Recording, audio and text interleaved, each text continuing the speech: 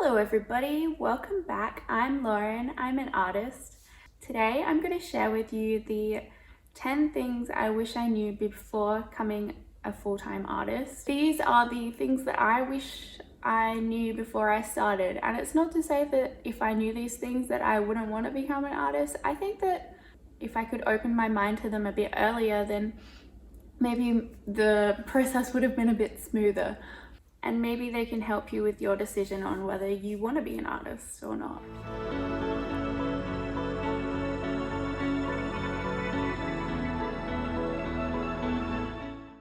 To paint a painting or to make something, create something, it's not just one decision, it's hundreds of decisions that you need to make along the way. And once I kind of took this on board, I realized that I could break up the process a little bit more and make it easier on myself, and it's not just one big thing, but it's lots of little decisions, which I think makes it not quite as daunting. Number 2, something will always go wrong, whether it's something big or something small. I've learned to expect it within my art practice, and I've realized that being an artist or a creative person it's very necessary to be a problem solver. If you struggle with creative problem solving, then you're probably going to struggle running your own art business, because it's honestly all you do. And my next point is that sometimes I don't want to paint, and that's okay.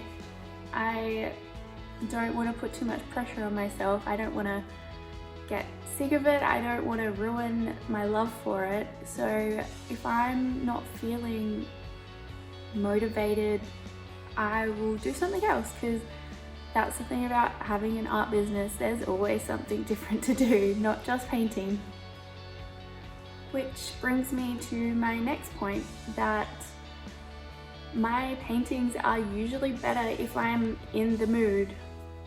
And not to say that that mood has to be like full-on inspiration painting mode, but I've noticed that if I'm in the mood to paint, I am more aware of how I'm feeling towards the painting, and my emotions kind of take a part more than my head, if that makes sense. So I guess what I'm trying to say is, if I'm in the mood to paint, I will paint with my feelings more than my skills. And I'm learning to take that on board. I want to be more of an emotional painter and do what I feel instead of what I think I should do. So I'm learning to trust the process and take a step back if I'm not in the mood. Okay, number 5. Don't be afraid to try different styles or mediums.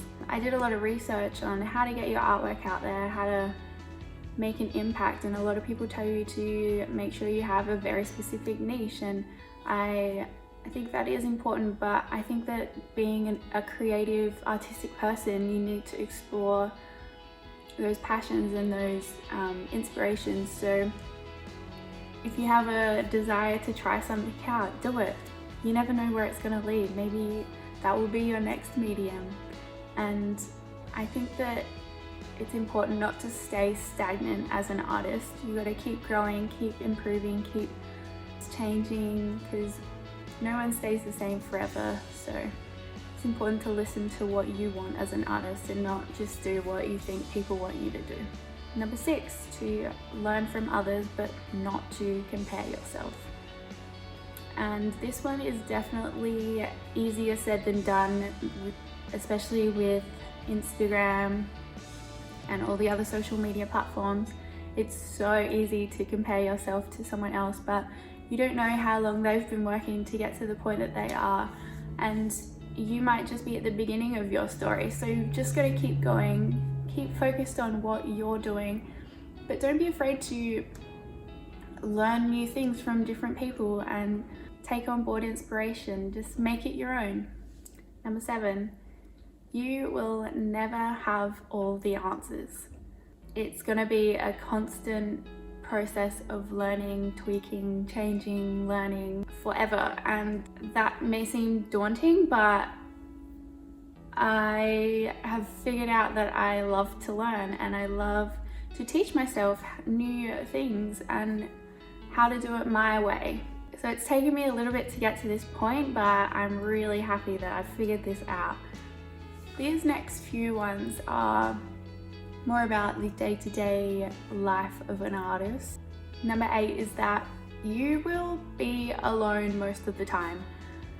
Well, in my case I am, because I work from home now and my housemates go to work every day. So it's been a big adjustment for me because I came from working in hospitality and managing lots of people to seeing almost no one every day. So it's a big adjustment, and I'm learning to find ways where I can make social interaction part of my business, but it's just something that you should be aware of, that you're probably going to spend a lot of time alone. And honestly, I am an introvert, so it's been really not that hard for me, but I do miss some social interaction during my work time. So something I'm figuring out. Number 9 is that you need to be able to self-motivate. If you're going to start any business, you need to be able to force yourself to do the work. There's no one there to tell you to do the work, get you to do the work, yell at you if you don't do the work. So it's just yourself you're letting down. So if you can self-motivate, then you'll be good.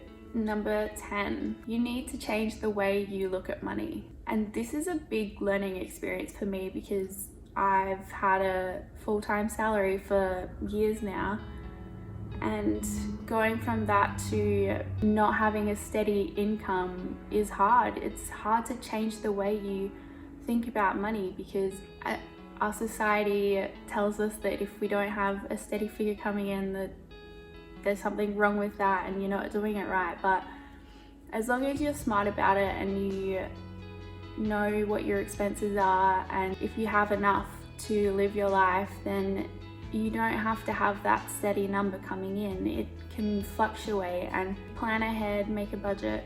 It can work for you. And I'm learning that there are so many different ways to live.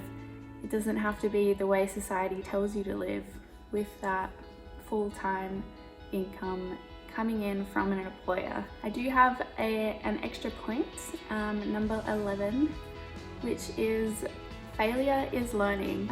I've always been so scared of failure, and I'm learning that it's part of the process, and the only way you're gonna improve is by finding out that you're doing it wrong and adjusting and doing it differently next time. It's not the biggest deal that you thought it was going to be.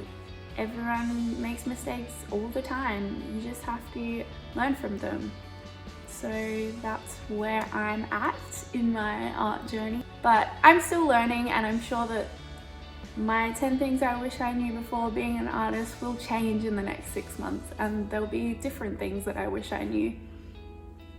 And I think it's important to always self-reflect. So make sure you are thinking about these things, and always look at ways that you can improve yourself and improve your business and improve your practice.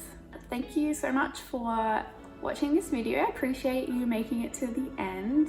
If you want to follow me on Instagram, go ahead, and don't forget to subscribe and leave a comment down below. I'd love to hear what you think about this video. See you next time. Bye.